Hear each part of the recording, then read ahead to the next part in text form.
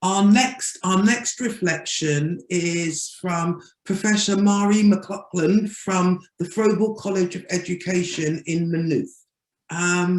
Marie, over to you. Thank you so much for the invitation to speak at this really important event.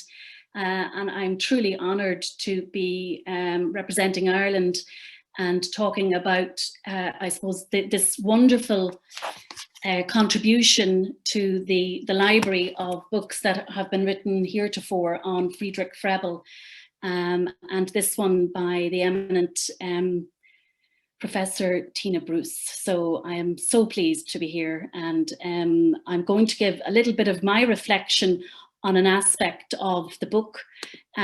Just by way of background for those of you who are not familiar with us, we started out as a college of education, a standalone college of education back in 1943. And it was established by the Dominican sisters who felt a very strong kinship between their own mission, their own philosophy, and Friedrich Froebel's philosophy. Since they established the college in Dublin, Blackrock in Dublin, we've had over 70 years of Froebel graduates employed in the Irish education system. And I've been president of the Froebel College and currently head of the Froebel Department of Primary and Early Childhood Education. We moved into a university 13 years ago. So we're now safely ensconced in a beautiful building, and we offer a number of programs which are very much embedded in the Froebel philosophy. We have a Bachelor of Education, a 4-year degree. We have a Professional Master of Education, which is the postgraduate route into primary school teaching. We have a BA in Early Childhood Education, which is a 3-year part-time degree. And we're about to launch a full-time 4-year BA in Early Childhood Education. And we also have a Master of Education, which is a 1-year course. And we see a lot of our own Froebel undergraduates returning to undertake a master's qualification, and many of them focusing, it's an action research master's, many of them focus on various aspects of their Froebelian practice. The School of Education, part of our dowry from the nuns when we moved to the Maynooth University, was a sum of money to go towards a customised building, and the architect St. John Hanley was very taken by the Froebel philosophy, and it was inspired by the Froebel blocks and themes such as unity and interconnectedness. And there was a huge push towards ensuring that we had held on to a garden. So we have a beautiful rooftop garden at the very top of the building, and we have a wonderful dedicated early childhood room. A part of the plan as well was also about ensuring there was ease of access from the indoors to the outdoors, especially in the visual arts rooms, to encourage engagement with nature, and I suppose to support students in making connections between their learning and the world around them, and reflecting on their own self-awareness, which was really about reinforcing the concept of unity in our students. So Tina, I have to say, I read the book from cover to cover, and just by way of an overview of a reaction and a reflection on my thoughts, I found, for any of you who haven't had a chance to read it yet, it is a highly accessible read, and also a great source of inspiration. And bringing the two of those together is not an easy feat, but Tina, you have done it expertly. You've also managed to combine, I think, a real historical, practical and philosophical lens, which again isn't easy. So it's a very integrated book, I have to say, and bringing through the themes of Friedrich Froebel right throughout in a very, very comprehensive and critical manner. So it's a great contribution, I think, to the work that others have done, and will sit very nicely in the shelves of libraries, and hopefully will be accessed by many students and Froebel scholars and practitioners. I think you also have drawn out the relevance of Friedrich Froebel's philosophy through applications in today's world. So every chapter you bring in lovely vignettes about how it's actually practiced in today's world. And I think you've also given great status and positioning to several very significant Froebelian practitioners and scholars. And you've actually peppered the book throughout with lovely exemplars of practice from people who have contributed to Froebel's work down through the ages. And I'd say actually it'll be a must read for our students in particular. It'll definitely be a required reading on our courses. And I would say for all Froebelian educators, it's most definitely a must read. So heartiest congratulations to you. So we were asked to actually pick an area within the book or an aspect of the book, and I decided actually to focus my reflection on the chapter that you've written on engagement with nature. And we were asked, how does it resonate with ourselves, and what is its relevance? You've already touched on some of the things actually I was going to say just in your first few responses actually. It's obviously so embedded in your own thinking. So I first of all, I suppose, to give people a sense, I don't want to try and pigeonhole this into one particular interpretation, but just to say that the chapter itself is actually very broad ranging, and it does discuss the importance of outdoor learning. It discusses Friedrich Froebel's own plans for the kindergarten garden. You talk about the natural landscape beyond the garden. You talk about the challenges actually of children who are in urban settings engaging with garden, and the challenges and the complexities of that. So it's very much again based in the realities and the challenges of real situations. You gave some lovely examples, I think, of real kindergartens, which are again a great source of inspiration for anybody who wishes to really reinforce their practice in this area. And I think you also critically discuss how, the difference between engaging with nature or putting children to work in gardens. So I think actually that the relevance of this chapter is very real. And I think there's an urgency and a pertinence to this whole principle of engagement with nature in today's world. And I suppose I've pitched it within two concepts. One, which is the crisis, I suppose, that we're faced as a human race in the context of climate change. And one of the first sentences actually that I extracted from your chapter was this one, where you state this, i.e. in other words, engagement with nature has become an even greater priority since the recognition that the issue of climate change has become an urgent matter to address. And sometimes I think actually, while we don't really always encapsulate all of the issues that we're confronted with when it comes to climate change, we are hearing in a drip feed manner all of the real implications and challenges that we're actually facing when it comes to climate change and the implications for ourselves as a human race, not to mention the implications for ourselves as educators. So just to give you not to preach or to rehearse all of the issues, but just to give you all a sense kind of the urgency of this, I've just extracted some data from various different documents and from media, just to give you a sense of the extent of how this is going to actually impinge on ourselves. So sea levels are expected to rise by 60 centimeters. So if you take the size of two rulers, classroom rulers, that's a very real, that'll have very real effects on us, especially we're in Ireland and Ireland here in Ireland. This is a picture actually taken from my local area where there was just a downpour, a deluge, tropical kind of a storm actually came. And we could see actually where cars had ended up in floods like this. And we can expect that these storms are going to affect Ireland with increased intensity, and indeed Earth in general, with increased risk of damage. So these are going to be real life images for us.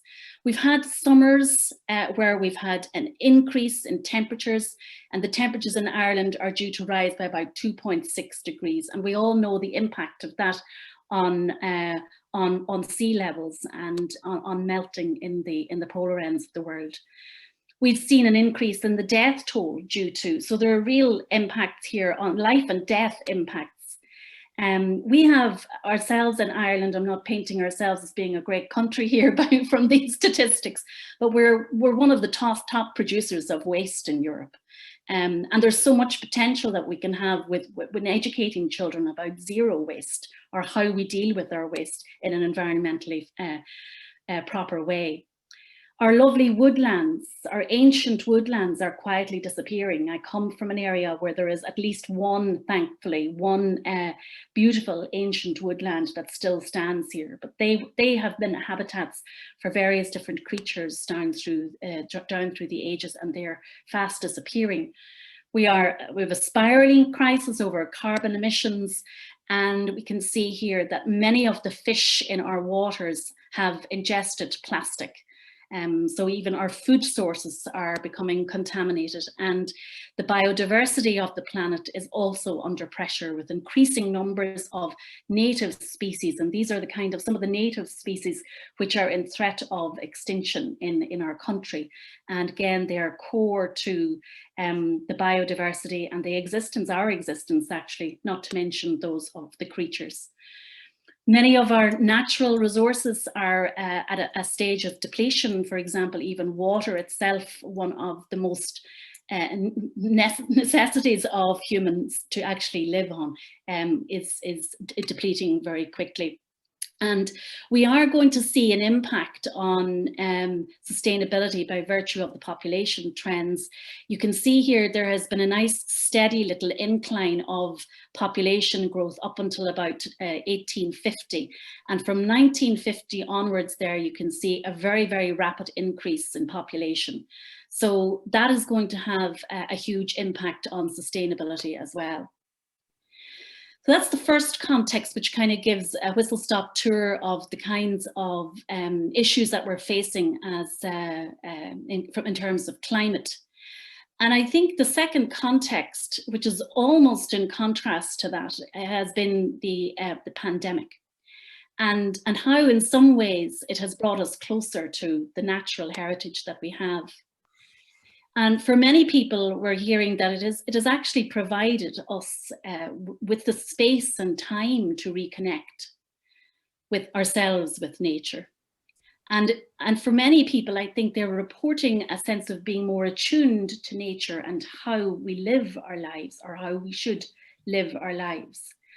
I'm one of a number of people who have decided to engage in gardening myself, at a very novice level, I have to say, and I've now completed 2 courses on gardening. And I think it was an opportunity for families to actually grow and cook together. And all of this, I think, has caused people to think a little bit more, actually, to reflect a little bit more, to look inwards, and maybe to become more self-aware, opting at sometimes to simplify their lives. And in fact, there's a big trend to move out of urban areas and to live in rural areas in harmony with nature. And paradoxically, actually, I think in some ways the pandemic has brought us some hope. The world has been forced to slow down. There has been an eerie, but for me, I have to say, a welcomed silence, which has descended on areas, and nature has benefited very much from this quiet time. Experts and what's that word? Anyhow, experts say that nature really has asserted itself, and it has shown how resilient it actually can be. Wildlife realized that they had the place to themselves. They were able to relax. There were fewer threats and disturbances, and they have begun to own the nature that was once themselves, and reclaiming it for themselves. And I think what it brings is a hope of some sort that we can reset the environment. And this brings me back to the book itself, actually, where Tina beautifully emphasizes the essential, this essential element of Froebelian principles and practice. And she talks about the need for children to have direct experiences with nature, not least for what it contributes to a child's physical development, but also that it nurtures a child's imagination, their ability to collaborate, and the child's involvement in symbolic thinking, amongst many other advantages. And the kernel, I think, of the message is that children learn in nature rather than just about nature. They need to be in nature, and they can learn about the growth of plants and animals, the beauty of nature, and about the interrelationships of all living things, where you quoted Helen Tovey there, Tina. Yes. And I see that this is, I think, a beautiful quote that I'll probably put up on some sort of a notice board once we get back to the land of the living. But here's what you say: the garden and the landscape beyond form a nuanced and layered experience. It is how the world can be ideally, but there needs to be stewardship of the planet and community by the people who inhabit it. The children and community are not cut off from the world of nature. This is not an isolated safe haven. The garden and the landscape beyond are places that consistently cause thought. This is because they are engaged in ways that result in action towards making a better world. The children and trained kindergarten teachers who have experienced such times immersed in nature certainly seem to act on the thinking that come through their Froebel education. And I mean, I think this is just a wonderful motto, if you could take something as long as this to be a way of actually imbuing the spirit of Froebel. And I think, and I hope that our students take it with them, actually, as students who self-identify as Froebelian practitioners, that they help children to become the stewards of the planet as they inhabit it. So I think in your work here in this particular chapter, I got a very strong sense of a call to action, actually, Tina. Through one of your comments here, you say with issues of climate change, and I didn't even touch on this, but there is certainly a sense of an increasing epidemic of mental health issues, actually, and physical health issues of children. Concerns about what is most basic, fresh air, and fading contact with nature. There is a sense of urgency from present day Froebelians to ensure the survival of gardens and schools and daycare settings. It's time to unearth what has been buried and to ensure that children helped and in partnership with the adults who spend time with them understand and act together in the importance of the earth, which is the planet on which our survival depends. And so with you, I would call all of us to action, actually, on using the opportunity and using this word, seizing the moment, actually, to repurpose Froebel's philosophy and assert its relevance for today's world. Seizing the moment to emphasize the need for practitioners to engage with nature so that they can imbue a strong sense of individual and collective responsibility within and beyond the school community, involving their families.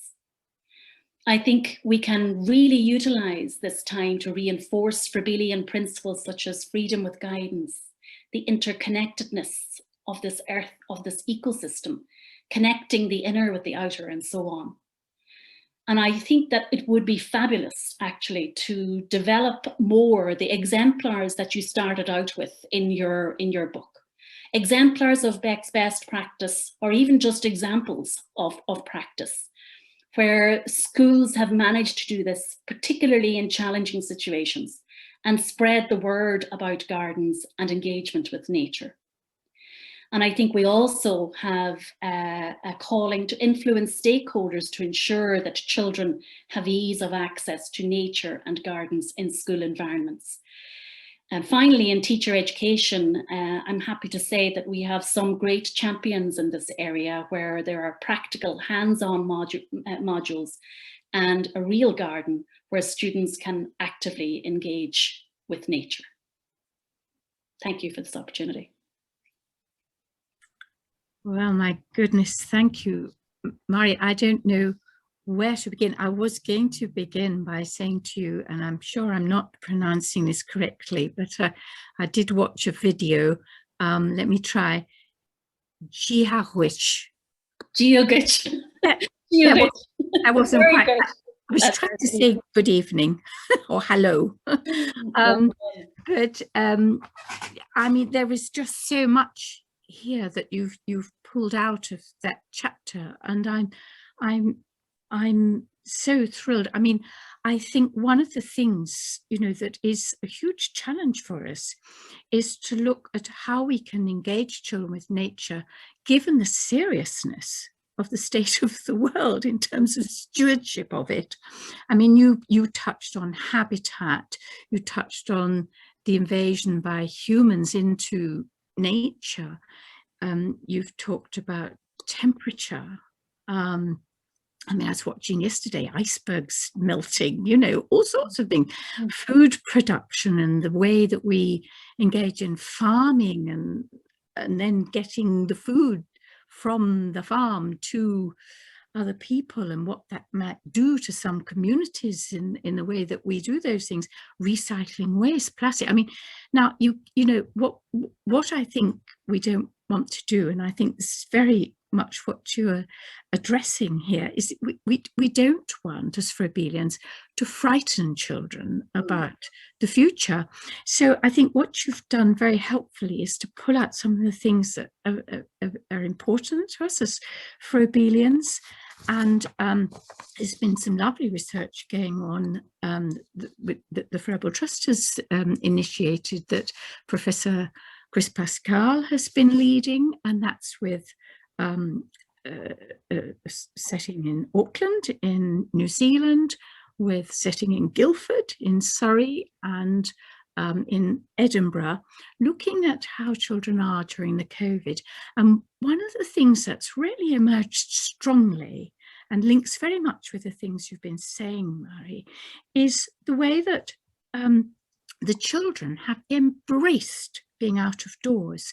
You know, it's been fairly typical practice to, as part of settling children in, you know, to help them starting off indoors and sort of gradually getting out of doors. But because of the pandemic, children have been out of doors and not really able to be in confined spaces very much because it's too dangerous for them. And the children have absolutely loved it. And they're really, schools are beginning to think, and daycare settings, everybody, parents, everybody's beginning to think, how can we spend more time out of doors? And the very things that you're talking about, this call to action. I was talking, there's a lovely playgroup next door to where I live, and I sometimes talk to some of the parents when they're waiting to collect their children. And one of the mothers, she's got a 2-year-old, and she said, do you know, I didn't know all these things about worms, but he's coming home from nursery and he can say worm, and he's telling me about how the worms let the air and mix the soil, and it helps things to grow.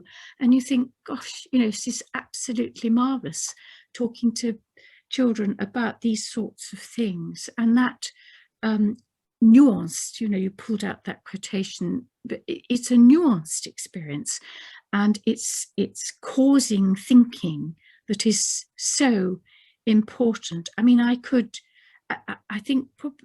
go on forever, but I'll just say one more thing in response to your lovely comments, and thank you so much for those.